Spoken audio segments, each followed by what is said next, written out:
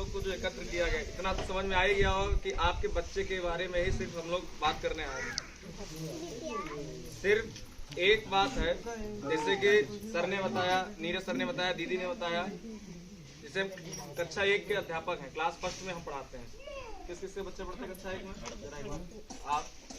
आपके बच्चे, और सामने किसी कक्षा 1 में क्या नाम है? आरू। नहीं, आरू 2 में पहुंच गया। आरू 2 में। अब छोटी सी देखो माता है, 24 घंटे उनके साथ में रहती हैं, बच्चे के ये नहीं पता कि बच्चा किस कक्षा में है। आपके सामने एक प्रत्यक्ष, देखिए किसी का उपहास की बात नहीं है, लेकिन आप समझिए कि बच्चे के प्रति अभिभावक कितना सक्रिय है। जब कक्षे का स्तर जानने में इतना समय लग रहा है तो उसके अंदर क्या हो रहा तो बात ही अलग हो जाती है। आप लोगों से अनुरोध है, पहले तो मानसिकता आप लोग थोड़ा इसमें परिवर्तन करने की अब आवश्यकता है कि हमारा बच्चा सरकारी स्कूल में पढ़ रहा है, या हम किसी दबाव में या किन्हीं कारणवश हम बच्चे को कॉन्वेंट स्कूल में या प्राइवेट स्कूल में नहीं दाखिला दिला पा रहे हैं। कॉन्वेंट स्कूल खराब नहीं होते, लेकिन कॉन्वेंट स्कूल में पढ़ाने वाला वही शिक्षक होता है जो सरकारी स्कूल में नहीं पा पाता है। मेरी बात को समझने का प्रयास करना। सरकारी स्कूल में वही शिक्षक पहुंच पाता है जो कहीं ना कहीं अपने आप में एक योग्यता रखता हो, अपने सरकार के मानक को पूरा करता हो। कितने सारे लोग। उसके बाद तो आप योग्यता में, अब पहले क्या परंपरागत जो चीजें चली आ रही कि मास्टर पढ़ाओ ना, स्कूल में जो करोगे, दीदी बतियाने करती, अब वो सब चीजें आपका प्रत्यक्ष उदाहरण रत्तापुरवा, आपके प्राथमिक विद्यालय रत्तापुरवा है। चाहे आप विद्यालय के कायाकल्प, मतलब कि जो उसके कार्य जो हुआ, सरकार की कायाकल्प कार्यक्रम चला था, हमारे सर ने उसमें, कोई सरकार तो कार्य करती है, अपनी कोरोना का जो कोरोना काल आया था उसमें सारी दीवार पे जो पेंटिंग्स बनी हुई है वो हमारे सर ने बनाई है। चाहता तो कोरोना में व्यक्ति घर पे भी बैठ सकता था कि नहीं बैठ सकता था, लेकिन सर आकर के प्रधानाध्यापक के सहयोग से पूरे विद्यालयों में उसमें बच्चों, क्योंकि जब स्कूल ही नीरस दिखेगा तो बच्चा क्या जाएगा। अब कमरा मान लो आपका घर अव्यवस्थित हो, क्या आप घर पे जाएंगे? अच्छे तरीके से रहेंगे? उस तरीके से इन्होंने तैयार किया। उसके बाद आप लोग देखते हैं कि हम लोगों की जितनी भी अनुपस्थिति है 9:05 हो जाए, लेकिन कोई भी अध्यापक 9:30 बजे या 10 बजे जब मुंह उठाया तब चले नहीं आ रहा है, या जब मन हुआ तब चले गए। ऐसा कभी भी विषम परिस्थिति में ट्रेनिंग में जाना हुआ या कहीं जाना हुआ उस स्थिति में हो जाता है। आपको सबसे बेहतरीन बात बता दें, आप कुछ नहीं कर सकते हैं, सिर्फ एक काम कर दीजिए, बच्चे की उपस्थिति सबसे बड़ा विकास है। बच्चे का विद्यालय में बच्चे की जो उपस्थिति है सबसे बड़ा विकास है। मतलब आपके यहाँ एक बच्ची है पूजा कुशवाहा, पिताजी का तो नाम नहीं परिचित है, रतिराम की बेटी है पूजा, आप लोग उसको जानते भी होंगे कि उसकी मानसिक अवस्था या उसका क्या स्थिति है, लेकिन उसके अंदर भी अब उससे कहा जाता है स्टैंड अप। तो वो स्टैंड अप बोल तो नहीं पाएगी अपने मुंह से, लेकिन वो सीधे तरीके से खड़ी हो जाती है। इसको बोलते हैं उपस्थिति। हर एक चीज अनुशासन बहुत बड़ी चीज होती है। जैसे कि आपके पिताजी एडमिशन नहीं करा रहे थे तो हमने जानबूझ के उसका एडमिशन किया। हमने कहा ये बच्चों के साथ रह के और डेवलप करेगी, घर में रह के नहीं कर पाएगी, और वो 3-4 महीने में ही उसमें फर्क इतना हम लोगों को ही दिख रहा है कि बहुत फर्क है। अब ऐसा एक ही बच्चा नहीं, ऐसे रत्तापुरवा के कई बच्चे हैं जो अब व्यवस्थित ढंग से साफ सुथरे बन के आने लगे। आपका बच्चा प्रिंस है, देखिए हम हर एक बच्चे के परिचित है कि रूबरू होते हैं। आपका बच्चा बहुत होशियार है, लेकिन वो होशियारी ज्यादा दिन तक नहीं है। क्यों? आपका बच्चा 1 दिन जाता है, 4 दिन नहीं जाता विद्यालय में। समझिए यहाँ पर, क्योंकि आपके बच्चे की बात करने आए तो वो होशियारी कब तक रहेगी? एक लेवल जब तक कि प्रतिदिन बच्चा नहीं जाएगा। इंडिविजुअल नहीं, सभी आप अभिभावक हैं, शिक्षक हैं, माँ से बात करें आपके बच्चे। और दूसरी बात, आपको किसी, हमारा अनुरोध है कि जब बच्चा आए उसको खिलाइए पिलाइए, लेकिन कम से कम उसकी कापी जरूर एक बार देखिए कि गुरुजी ने कहा पढ़ाओ है। आप ही के समाज रत्तापुरवा से हैं 1-2 अभिभावक जो अपने बच्चे की कापी देखती है। सरकार का कार्यक्रम चल रहा है, चाहे कार्यक्रम जिसके अंतर्गत ये हमारी आपकी बैठक हो रही है। ये 20 अक्टूबर को सरकार ने इसको 3 महीने के लिए जारी किया गया है।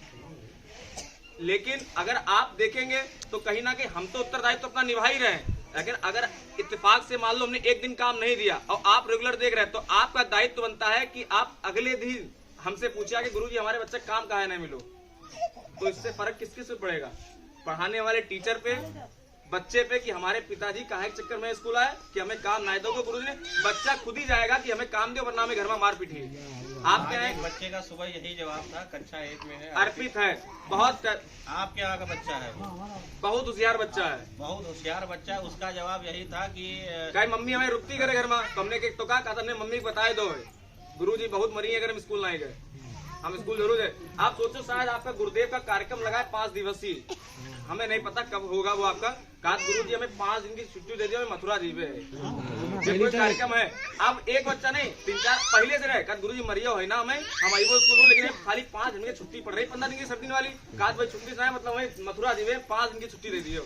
अब बड़े पोटने वाली तरीके से कि गुरुजी हंसा करिए, तो ये क्या है, उसका ललक है। आपके यहाँ दत्ता हमारे ही कक्षा में नाम भी पता है, गीता एक बच्ची पढ़ती है, अर्पित, सनी, ये बच्चे कुछ है ऐसे, और आपके गोविंद, नैना, अनिकेत तो शायद आप प्रत्यक्ष उदाहरण है आपके यहाँ।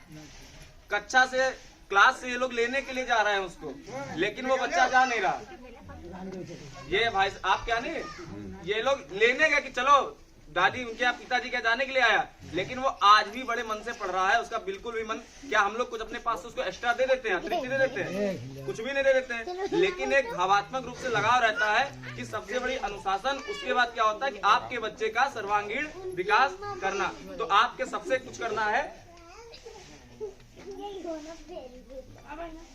आप लोग सिर्फ एक काम करिए, पहले सब सुबह उठिए, बच्चे का चाहे मारे तोड़े या कुछ नहीं, हमारे सबके नंबर ले लीजिए, आप उस पर कॉल करिए, गुरुजी ना आए पढ़ी ना आए रहे रत्नापुर।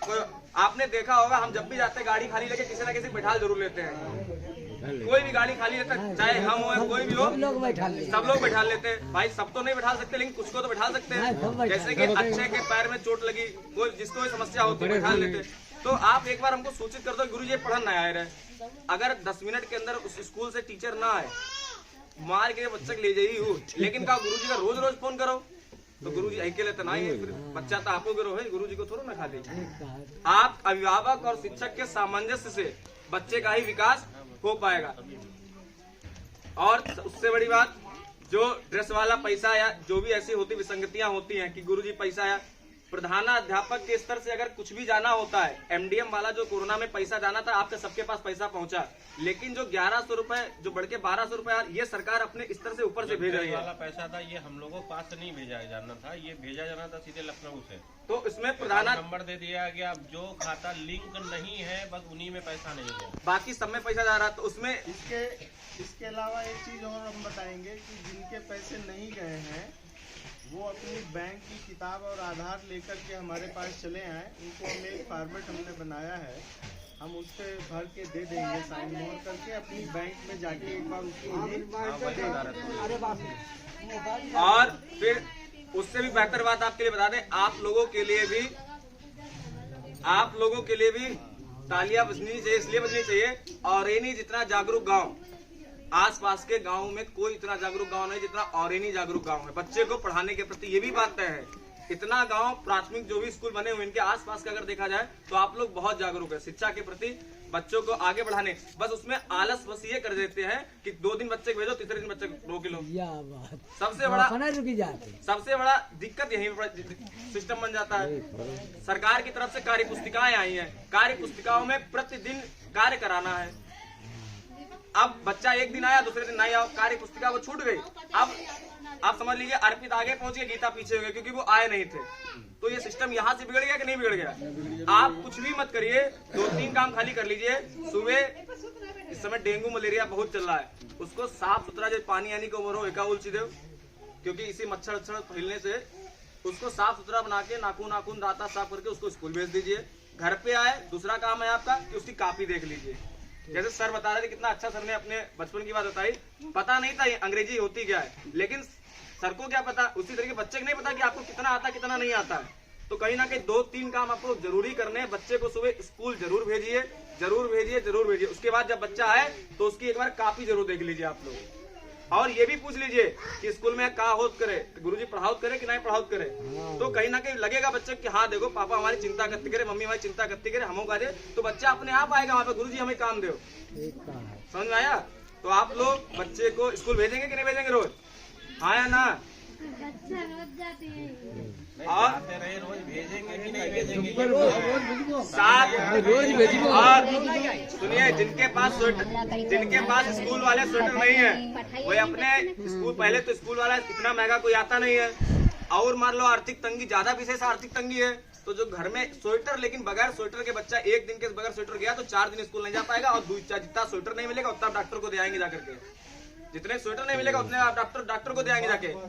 इससे अच्छा है कि आप स्वेटर खरीद लीजिए 200 रुपए का, जितने का भी आए, तो डॉक्टर के पास 1000 रुपए देने नहीं जाने पड़ेंगे। तो आप स्वेटर जरूर खरीद लीजिए, जूता मोजा और टोपा उसके लिए, क्योंकि मौसम परिवर्तन चल रहा है, आपके अंदर क्षमता हो सकती है कि आपको हवा ना लगे, बच्चे को उसको नहीं पता होती है, तो ये सारी चीजें आपको जाननी है। शुरुआती ठंड है, ये सारी चीजें आपको जाननी चाहिए। तो आप बच्चे को सुव्यवस्थित ढंग से सुबह तैयार करके, जैसे बोलते हैं राजा बाबू बेटा हमारा, तो उस स्थिति में भेजेंगे, और शाम को जब आए तो उसके साथ में उसको काफिया जरूर देखेंगे। ठीक, बाकी